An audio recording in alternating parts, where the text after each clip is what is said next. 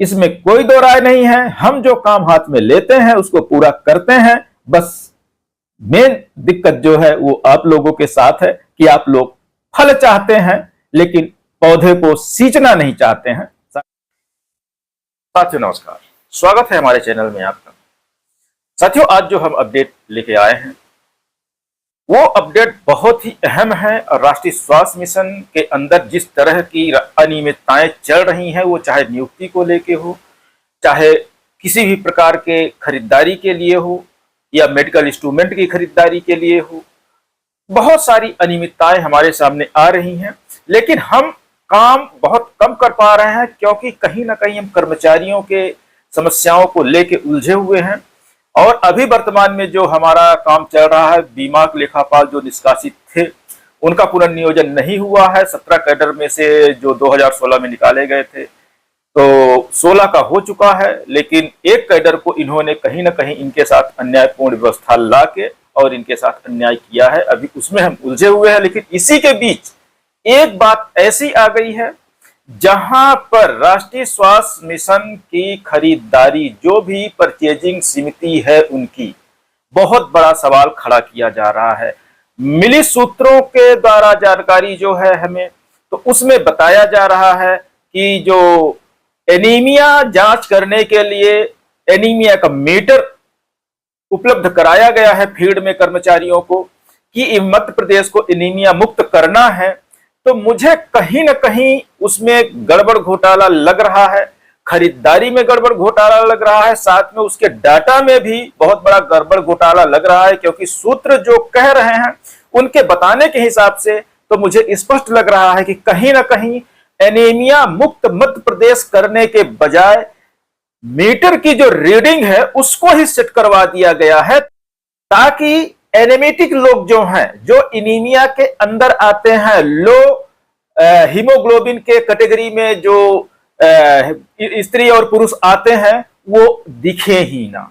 क्योंकि जब पहले से सेट होगा हीमोग्लोबिन मीटर कि उसको इससे कम बताना ही नहीं है, तो एनीमिया कहां से निकल के आएगा। और इस तरह से मध्य प्रदेश एनीमिया मुक्त हो जाएगा। लेकिन कहीं ना कहीं जिस तरह से ये तरीका अपनाया गया है, हम थोड़ा सा डाटा आपके सामने रखना चाहेंगे इसमें, क्योंकि जब तक डाटा ना हो तब तक प्रमाण नहीं बनता है कि हम ये बातें कैसे कह रहे हैं। तो आप मेडिकल से जुड़े हुए लोग हैं, जो जुड़े हुए हैं, अब मैं मेडिकल से तो जुड़ा हुआ नहीं हूं लेकिन थोड़ी बहुत जानकारी रखता हूं। तो मुझे जहां तक पता है कि महिला जो होती हैं उनका जो होमोग्लोबिन होता है औसत उनका 12 से 16 के बीच होना चाहिए, और पुरुष का जो होमोग्लोबिन होता है वो 14 से 18 के बीच होना चाहिए। ये एक औसत माना जाता है। वहीं जो छोटे बच्चे नवजात शिशु होते हैं तो ऐसा माना जाता है कि उनमें ये हीमोग्लोबिन की जो मात्रा है वो 18 तक जा सकती है, उसमें कोई दो राय नहीं है। लेकिन अब समस्या सबसे बड़ी बात यह है कि यदि 12% से कम पर महिलाओं का आ रहा है तो वो एनेमिटिक कहलाएंगी, और यदि पुरुषों का 14% से कम हीमोग्लोबिन आ रहा है तो वो एनेमिटिक कहलाएंगे। लेकिन हम कुछ आपको डाटा बच्चों का दिखाने जा रहे हैं जो कि स्कूलों में पढ़ते हैं, उनका डाटा है। आप देखिए इनके डाटा से क्या आपको ये लग रहा है कि ये जो हीमोग्लोबिन मीटर है कहीं से भी सही है?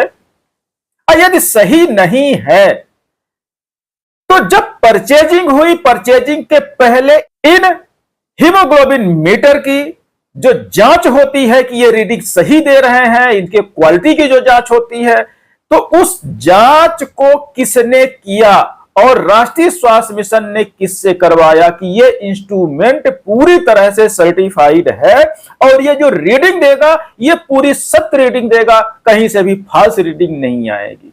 लेकिन अभी जो आप फोटो साइड में जो चल रही हैं, इनको आप देख रहे हैं, इसमें कहीं भी कोई भी बच्चा जो हमने अभी डाटा आपको बताया है उससे नीचे आ ही नहीं रहा है। तो कहीं ना कहीं सवाल बहुत बड़ा उठ रहा है। लेकिन इस हीमोग्लोबिन मीटर की जो खरीदारी की गई है, जिसको ठेका दिया गया है, कितने में दिया गया है, यहां पे एक बात और सूत्रों के द्वारा बताई गई है कि ये ग्लूकोमीटर जो है ऑनलाइन लगभग 4,000 रुपए से 6,000 रुपए तक उपलब्ध है। मार्केट रेट में भी इसी रेट में लगभग उपलब्ध है। वही हमने जो शुरुआत में कही थी कि कर्मचारियों को देने के लिए पैसे इनके पास नहीं है, लेकिन इंस्ट्रूमेंट खरीदने के लिए या अन्य कोई खरीदारी करने के लिए मार्केट रेट से भी ज्यादा पैसा देने के लिए इनके पास है। आखिर ये पैसा जाता कहां है, किसकी जेब में जाता है? ये ठेकेदार खा रहा है या ठेकेदार के माध्यम से कोई और खा रहा है? आप समझदार हैं, समझते हैं कि चल क्या रहा है, लेकिन इसकी भी जांच और खोज खबर ली जाएगी। थोड़ा सा हम कर्मचारियों के बीमा लेखापालों के पुनर्नियोजन में अटके हुए हैं। हम जैसे ही वहां से निजात पाते हैं, उनका पुनर्नियोजन हो जाता है, और यदि नहीं हो पाता तो हाई कोर्ट के माध्यम से उनका कराने की हम कोशिश करेंगे, पूरी कोशिश करेंगे, और होगा। क्योंकि जो पूर्व पुनर्नियोजन हुआ है उसमें हम जांच के लिए हाई कोर्ट में पिटीशन लगाएंगे, और जब जांच होगी तो जितना भी भ्रष्टाचार हुआ है पुनर्नियोजन के नाम पर वो भी निकल के आएगा, और उसके बाद हम इस हीमोग्लोबिन मीटर की जांच में लगेंगे। साथियों, इंतजार करिए, वेट एंड वॉच, इसमें कोई दो राय नहीं है। हम जो काम हाथ में लेते हैं उसको पूरा करते हैं। बस मेन दिक्कत जो है वो आप लोगों के साथ है कि आप लोग फल चाहते हैं लेकिन पौधे को सींचना नहीं चाहते हैं। साथियों, इसी अपडेट के साथ लेते हैं विदा। बहुत बहुत धन्यवाद, नमस्कार।